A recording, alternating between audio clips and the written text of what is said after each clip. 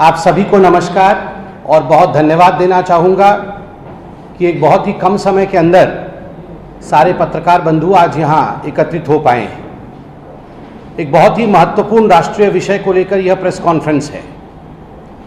आप सभी जानते हैं कि जहाँ तक गांधी परिवार का विषय है, जिसको कांग्रेस प्रथम परिवार के रूप से द फर्स्ट फैमिली के नाम से आगे बढ़ाती है, वो किस प्रकार से भ्रष्ट है, हाउ करप्ट दे आर, और किस प्रकार से भ्रष्टाचार को वो प्रतिपादित करते हैं, इससे आज भारतवर्ष अवगत है, पूर्णतः अवगत है। और अगर स्कैम्स के विषय में कोई पुस्तिका लिखी जाए, if you write a book on corruption, National Herald case is going to find its way into this book in a big way. जो नेशनल हेराल्ड का केस गांधी परिवार पे चला है और जिस केस को लेकर आज गांधी परिवार बेल पे बाहर है, उस केस का एक बहुत बड़ा असर हिंदुस्तान की जनता के मन के ऊपर रहा है कि एक परिवार कितना करप्ट और कितना भ्रष्ट हो सकता है। पूरा हिंदुस्तान जानता है कि सोनिया गांधी और राहुल गांधी को ईडी ने, एनफोर्समेंट डायरेक्टरेट ने समन किया है। दोनों ही बेल पे बाहर हैं और दोनों को ही ईडी ने समन किया है। सोनिया जी बीमार होने के कारण से वो ईडी के सामने प्रस्तुत नहीं हो पाई और ये खबर मीडिया ने दिखाया है। कल राहुल गांधी ईडी के सामने प्रस्तुत होने का तारीख है, प्रस्तुत होते हैं नहीं होते हैं वो कल बताएगा। किंतु आश्चर्य का विषय है, नेशनल हेराल्ड को लेकर जिस प्रकार से एक नाटक नौटंकी करने का काम कांग्रेस पार्टी और खास करके गांधी परिवार कर रही है, कहीं ना कहीं ये उनके चोरी को साफ रूप से बता रहा है। ये दर्शा रहा है कि कुछ ना कुछ गड़बड़ है, कुछ ना कुछ गांधी परिवार छुपाना चाहती है। वरना ऐसा क्या है जो ईडी के सामने प्रस्तुत होने से पहले अपने सारे सांसदों को दिल्ली बुलाया जा रहा है, यहां सत्याग्रह करने का ढोंग रचाया जा रहा है। आज प्रश्न उठता है कि सत्य को उजागर करिए, यह सत्याग्रह करने का ढोंग मत करिए। There is no use of all this drama if you really want to assist the law of the land and if you want to abide by the rule of this country, that present yourself in front of the ED and tell the truth। जो हकीकत है, जो सत्य है, उस सत्य को आप बताइए, ये नौटंकी करना बंद करिए। आज देश भर में कांग्रेस के जो नेता हैं वो प्रेस कॉन्फ्रेंस कर रहे हैं। ये देश भर में कहीं दिग्विजय सिंह और कहीं उनके प्रवक्ता, वो प्रेस कॉन्फ्रेंस करने से क्या हो जाएगा।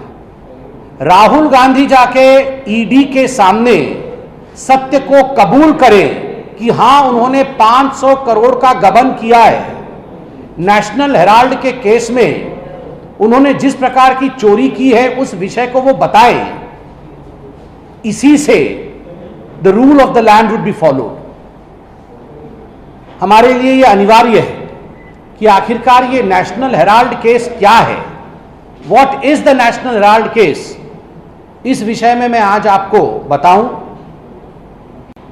आपको पता होगा कि 1937 में जवाहरलाल नेहरू, जो बाद में चलकर हिंदुस्तान के प्रधानमंत्री बने, उन्होंने एक एसोसिएटेड जर्नल कंपनी नामक AJL, एसोसिएट जर्नल लिमिटेड नामक एक कंपनी बनाई।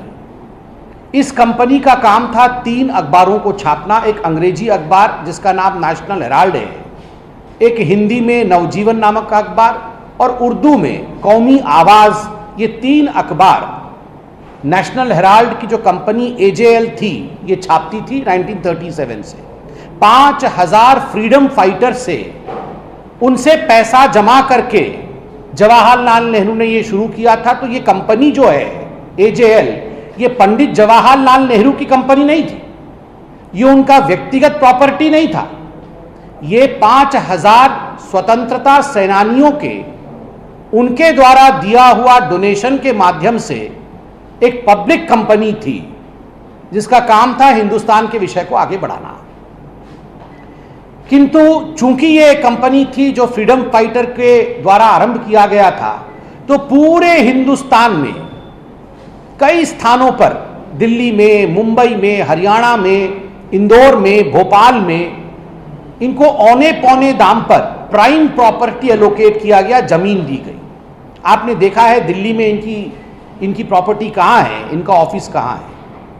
आज अगर उस स्थान का आकलन किया जाए और ये सभी प्रॉपर्टी के आकलन को जोड़ा जाए तो लगभग 5,000 करोड़ की प्रॉपर्टी ये जो कंपनी है AJL उसके पास मौजूद थी। Approximately 5,000 crore worth property was present with AJL। समय के साथ साथ ये जो AJL थी, एसोसिएट जर्नल लिमिटेड, ये अब लॉस में जाने लगी थी। 70 के दशक में ही लॉस में जाने लगी थी और 2008 आते आते ये कर्जे में डूब गई थी और ये कंपनी बंद हो गई। न्यूज़पेपर छापना, नेशनल हेराल्ड छपना, नवजीवन छपना, उर्दू अखबार छपना, ये बंद हो गया और ये कॉमर्शियल एंटिटी बन गई। और ये जो कर्जा में डूबने का विषय मैंने आपके सामने रखा, ये कर्जा लगभग 90 करोड़ रुपए का था। 90 crore worth loan was taken by AJL। ये लोन किससे लिया था? ये लोन लिया गया था कांग्रेस पार्टी से। Astonishingly, Congress party being a political party, it was a no business of granting a loan. Congress के पास जो फंड आता है वो एक पॉलिटिकल पार्टी के पास फंड आता है, मगर कांग्रेस पार्टी ने अपने फंड में से 90 करोड़ रुपए लोन दिए एसोसिएटेड जर्नल लिमिटेड को कि तुम अपना दाना पानी चलाओ। बिकॉज एसोसिएटेड जर्नल लिमिटेड उस समय एक कॉमर्शियल एंटिटी बन गई थी। पहला गलत काम जो कांग्रेस पार्टी ने किया, जिसमें सोनिया जी अध्यक्षा और मोतीलाल वोहरा जी उस समय कांग्रेस पार्टी के ट्रेजरर थे, ये पहला गलत काम किया कि 90 करोड़ रुपए लोन एक कॉमर्शियल एंटिटी को दिया, पार्टी फंड में से दिया, जो कि अलाउड नहीं है, जो कि कानूनन एक जुर्म है। और आपको जान के आश्चर्य होगा, ये जो AJL कंपनी थी, इसके चेयरमैन कौन थे? इसके चेयरमैन भी मोतीलाल वोहरा थे।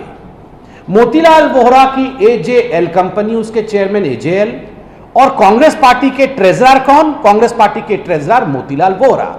तो मोतीलाल वोहरा ने मोतीलाल वोहरा को 90 करोड़ का लोन दे दिया, क्योंकि जो AJL के मोतीलाल वोहरा थे, उन्होंने जाके सोनिया जी को कहा कि सोनिया जी ये AJL अब चल नहीं पा रही है, लॉस में जा रही है, तो आप जरा मदद करिए, कुछ लोन चाहिए। तो सोनिया जी ने AJL के मोतीलाल वोहरा जी को कहा, अच्छा आप जरा कांग्रेस के मोतीलाल वोहरा जी के पास जाइए, वो हमारे ट्रेजरर हैं, और उनसे बोलिए कि हमें लोन चाहिए। तो AJL के मोतीलाल वोहरा ने कांग्रेस के मोतीलाल वोहरा को कहा, हमें जरा 90 करोड़ का लोन दे दीजिए। तो कांग्रेस के मोतीलाल वोहरा ने AJL के मोतीलाल वोहरा को 90 करोड़ दे दिया सोनिया जी के कहने पर। इसके बाद क्या हुआ, ये सोनिया गांधी, राहुल गांधी, मोतीलाल वोहरा ने मिलकर एक और कंपनी बनाई। उस कंपनी का नाम था यंग इंडिया लिमिटेड। वैसे राहुल गांधी चिरंतन यंग कहते हैं अपने आप को, शायद नाम भी इसीलिए यंग इंडिया लिमिटेड रखा है। तो यंग इंडिया लिमिटेड में डायरेक्टर कौन? सोनिया गांधी, राहुल गांधी, मोतीलाल वोहरा, इन्होंने मिलकर एक कंपनी खोली young India limited. Young India limited ने क्या किया? यंग इंडिया लिमिटेड ने, सोनिया गांधी और राहुल गांधी ने मोतीलाल वोहरा को बुलाया, बोला मोतीलाल वोहरा जी सुनिए जरा। मोतीलाल जी ने बोला यस मैडम।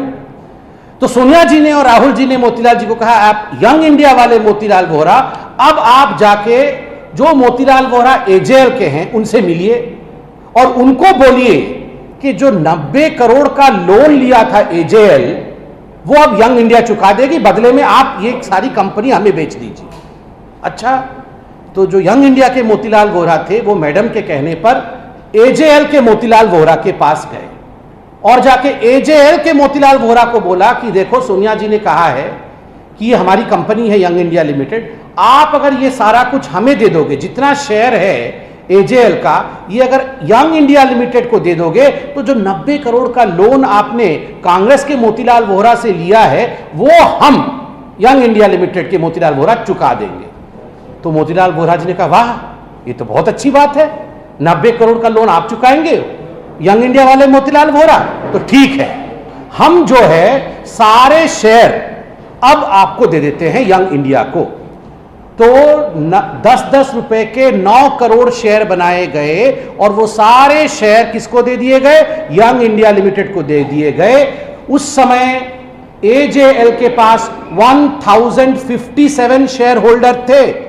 उसमें शांति भूषण जो पूर्व लॉ मिनिस्टर वो भी थे, मार्कंडे काटजू, जस्टिस काटजू जो हाई कोर्ट और सुप्रीम कोर्ट में रह चुके हैं वो भी थे। मगर उनमें से किसी से भी पूछा नहीं गया कि आप शेयर होल्डर हैं, क्या हम शेयर को बेच सकते हैं? बिना शेयर होल्डर से पूछे एजेएल के मोतीलाल वोहरा ने सारे शेयर उठा करके यंग इंडिया को दे दिया। तो एजेएल अब प्रॉपर्टी किसकी हो गई? एजेएल अब प्रॉपर्टी हो गई यंग इंडिया की। और यंग इंडिया ने एजेएल को मात्र 50 लाख रुपए दिए, 50 लाख रुपीस दिए और सारी प्रॉपर्टी हो गई यंग इंडिया की। और साथ ही जो 5000 करोड़ रुपए की प्रॉपर्टी थी, property worth 5000 crore rupees in various cities of this country, they became part of young India. वो सारा इन्होंने 50 लाख रुपए दे करके सारी प्रॉपर्टी भारतवर्ष का यंग इंडिया के नाम पे हो गई। यंग इंडिया कंपनी सोनिया और राहुल जी ने आपको पता है कितने में शुरू किया था? Only by paying 5 lakh rupees, 5 lakh रुपया पे किया था। 5 लाख रुपए में कंपनी आरंभ करके 5000 करोड़ की प्रॉपर्टी के मालकिन और मालिक सोनिया और राहुल गांधी बन गए। उसके बाद क्या हुआ वो आप सुनेंगे तो और आश्चर्यचकित हो जाएंगे। उसके बाद जो Sonia Gandhi young India limited में है, सोनिया जी के पास यंग इंडिया लिमिटेड में 38% शेयर और राहुल गांधी के पास 38% शेयर, मतलब मां बेटे के पास कुल मिलाकर के 76% शेयर है और 12% शेयर है मोतीलाल वोहरा जी के पास। फिर सोनिया जी ने मोतीलाल वोहरा जी को बुलाया, बोला जरा मोतीलाल जी आप अब जाके कांग्रेस के मोतीलाल वोहरा से बात करो और उनसे रिक्वेस्ट करो कि जो 90 करोड़ का लोन लिया था एजेएल के मोतीलाल वोहरा ने, उसे माफ कर दिया जाए। तो यंग इंडिया के मोतीलाल वोहरा जाके कांग्रेस के ट्रेजरर मोतीलाल वोहरा से बोलते हैं कि सोनिया जी ने कहा है कि आप ये जो 90 करोड़ का लोन आपने एजेएल के मोतीलाल वोहरा को दिया था उसे आप माफ कर दीजिए। तो मोतीलाल वोहरा जी ने बोला बिल्कुल, जय हो सोनिया जी, जय हो राहुल जी, माफ, 90 करोड़ का लोन माफ।